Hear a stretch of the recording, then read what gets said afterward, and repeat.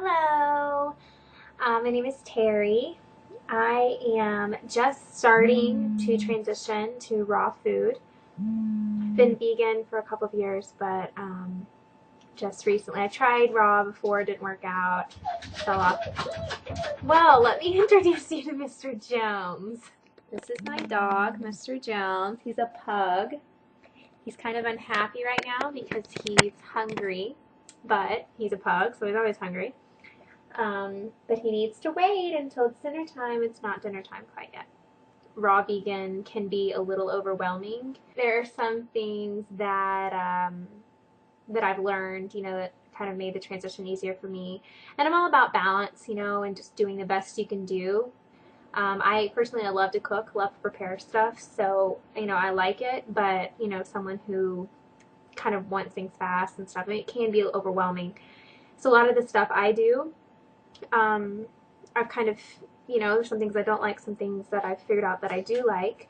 A lot of them don't have a lot of ingredients. One, because it's faster, it's easier, and two, because I don't have a lot of money, and it's easier, when you just get the core ingredients and then just kind of add little things here and there to make it your own. So don't be scared of being raw vegan, I guess is my advice. It's not that hard, and if you really just, stick to it, put your mind in the right place, if you really are wanting to help your mind and your body and your spirit through your food, just make it a priority, and it's not that big of a deal.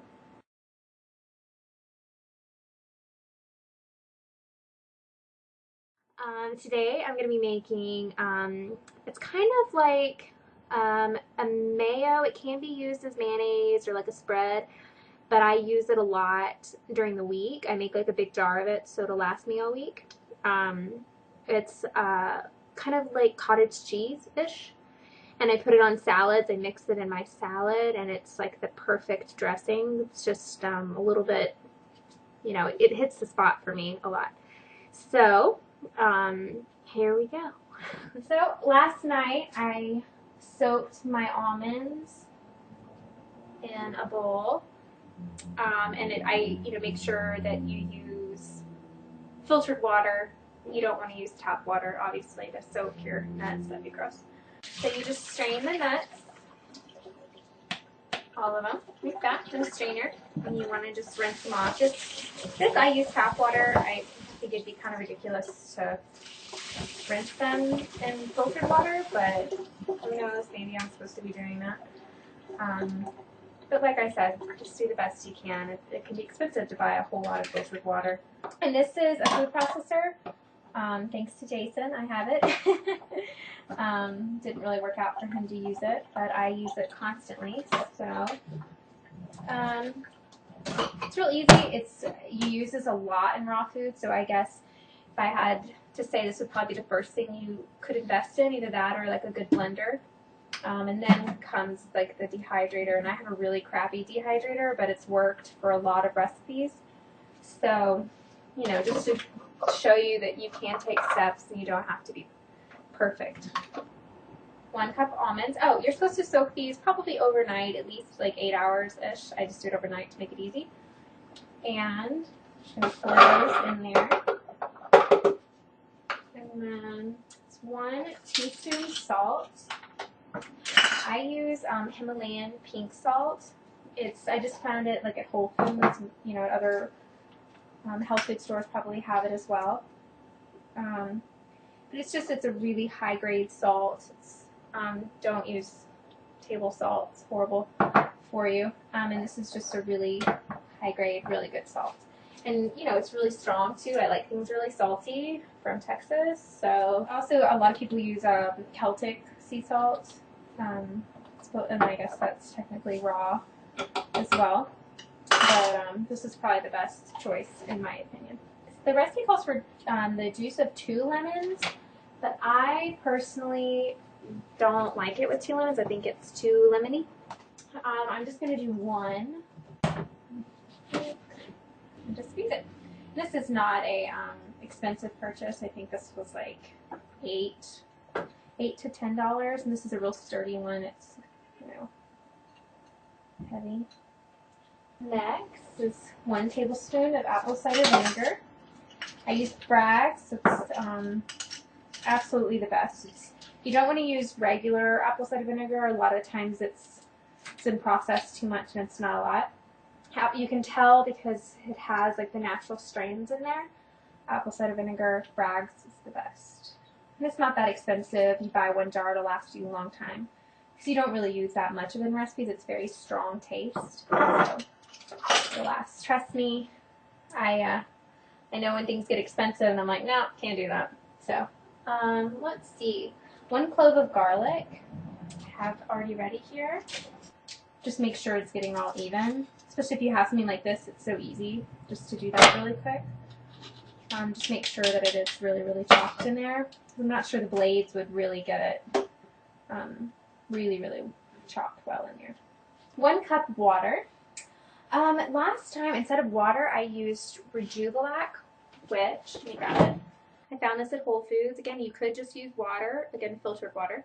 But this, you know, it's enzymes for digestion. It's, digestive enzymes, I don't know how to pronounce them, lactobacillus, you know, all the good stuff. And they, it's basically filtered water and 100% organic wheat. It's kind of fermented, I guess is how they make it. You can make your own, but I just thought it was easier to buy it. It's probiotics.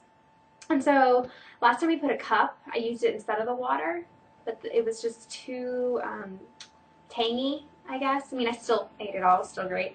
But this time I'm going to use half Rejuvelac and half filtered water and see what happens. And that's just what you got to do. You know, you just have to do the best you can, play with it, whatever. I mean, other people are going to like certain things more than others, you know. So, filtered water. And I don't have a filter system, so I have to buy the gallon. I do recycle it, but, you know, if you can't afford to invest in a filtration system, like on your thing, that's probably a really great investment. And I will do that Sunday. Half a cup of extra virgin olive oil, cold pressed, organic, is the best. A word with organic, again, you know, I do the best I can. I definitely have a budget, and so, you know, you do the best you can. If you really can't afford something that's organic, just try to get the best produce that you can. I go to the farmer's market a lot, every Tuesday, and they have a lot of fresh produce, but it's not technically organic, I guess, but probably pretty close.